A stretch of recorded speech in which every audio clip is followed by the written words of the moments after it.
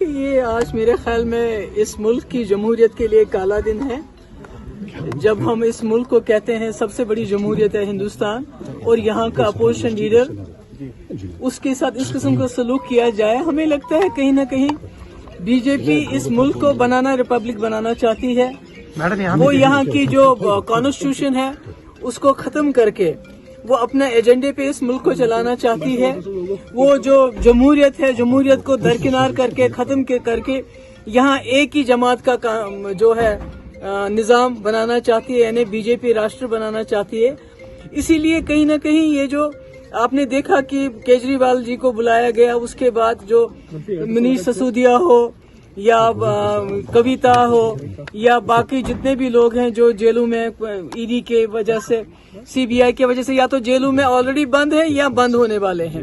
تو کہیں نہ کہیں راہل گاندھی کا جو آج ججمنٹ ہے, یہ پوری جو اپوزیشن ہے اس کو ایک میسج دیا جا رہا ہے کہ آپ you fall in line, otherwise آپ سب کو جیل کے اندر بند کر دیں گے. اور ایسے میں مجھے لگتا ہے کہ ایک ہی لوگوں کی امید ہے, وہ ہے عدالتیں. اور ایسے میں عدالتوں کا رول جو ہے کہیں نہ کہیں اس پہ ایک نشانیہ سوال ہے, کیونکہ کئی ایسے کیسز ہیں. دیکھیے 370 کو دیکھیے کتنے سالوں سے عدالت کے سامنے پڑا ہوا ہے, ابھی تک اس کی سنوائی نہیں ہو رہی. اسی طرح بلقیس بانو جس کے ریپسٹ 1947 سے پہلے ایسٹ انڈیا کمپنی جو انگریزوں کی تھی, جو یہاں ظلم کرتے تھے, جو یہاں کے ملک کو نیست نابود کرنا چاہتے تھے, ان کے خلاف لڑائی لڑی اور کامیاب ہو گئے. آج اسی طرح اس ملک میں بی جے پی نے ویسٹ انڈین کمپنی, اس کا یہاں جو ہے ایک رول نہیں کہہ سکتے, مس رول, جہاں پر قانون کی بالادستی نہیں ہے, جہاں پر کانسٹیٹیوشن کی بالادستی نہیں ہے, جہاں پر جمہوریت کی بالادستی نہیں ہے, اس کو قائم کرنا چاہتے ہیں. مجھے امید ہے یہ اس ملک کے لوگ سامنے آئیں گے اور اسی طرح اس ویسٹ انڈیا کمپنی کے خلاف بھی لڑائی لڑیں گے, جس طرح انہوں نے انگریزوں کو یہاں سے بگایا تھا, ان کو بھی نیست نابود کریں. جہاں تک عید کا سوال ہے, یہ ہمارے جو پوری ہماری امہ ہے, مسلمان امہ, ان کے لیے یہ خوشی کا دن ہوتا ہے.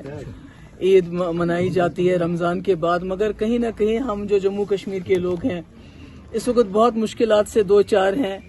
آپ دیکھیے ہماری اقتصادی حالات جان بوجھ کے اس کو خراب کیا گیا. اس کے علاوہ ہمارے جو ہزاروں کے تعداد میں ہمارے نوجوان, ہمارے لوگ, ہمارے دینی عالم, ہمارے مذہبی رہنما, جس میں داؤدی صاحب کو لے لیجئے آپ, مشتاق ویری کو لے لیجئے آپ یہ جو ہے غازی ندوی کو لے لیجئے آپ اسی طرح یہ جو ہے فہیم محمد رمضان, اور بھی کئی ایسے لوگ ہیں جو جیلوں میں کافی دیر سے بند ہیں. تو جن لوگوں کے لوگ جو جیلوں میں ہیں وہ کیا عید منائیں گے؟ اور جو اقتصادی طور پہ جو یہاں ہو رہا ہے اس وقت, جو ایک سٹرائک ہوتی ہے ہماری اقتصادیات پہ, جس طرح ہمارے دکانداروں کو نقصان ہو رہا ہے, ہمارے بزنس کو نقصان ہو رہا ہے, ہمارے فروٹ کو نقصان کیا گیا ہمارا. تو اس وجہ سے ہماری سوسائٹی میں کافی ایسے لوگ ہیں اس وقت جن کی مدد کرنے کی ضرورت ہے. اور میں امید کرتی ہوں اور اپیل کرتی ہوں اپنے لوگوں کو کہ جتنا بھی ہو سکے آپ کے دائیں بائیں جتنے بھی لوگ ہیں جو محتاج ہیں اس وقت, ان کی مدد کریں, تو اصلی عید وہی ہوگی. بہت بہت شکریہ.